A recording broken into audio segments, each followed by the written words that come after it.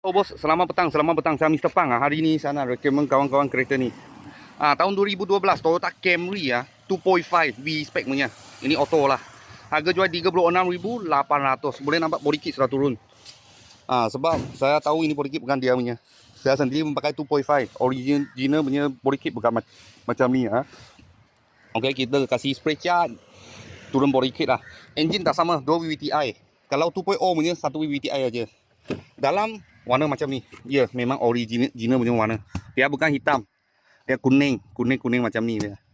Okey, selalu ini steering selalu crack. Saya punya pun crack. Panas sangat dia crack. Okey, push start button memang ada bagi you. Ini original punya player. Reverse camera memang ada. Okey. Tapi saya sudah tukar ender player lah. Belakang macam ni.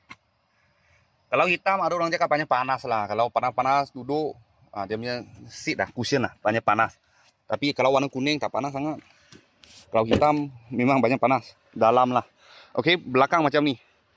Sama juga LED, dia punya lampu sama juga. Dia cuma 2.5V saja. Lepas tu sport rim dia besar sikit. Engine tak sama, 2 VVTi. Kalau tahun 2012 2.0 punya dia VVTi saja. Gearbox tak sama. Ini 6 speed lah. Kalau 2.0 punya 5 speed sahaja. Harga jual 36,800. Kalau bos-bos dan kawan-kawan siapa tengah cari Toyota Camry, kita sini ada sebiji baru masuk aja. Siap spray cat, body kit semua turun. Kalau ada apa murah-murah kereta, saya akan video lagi. Thank you bos, thank you.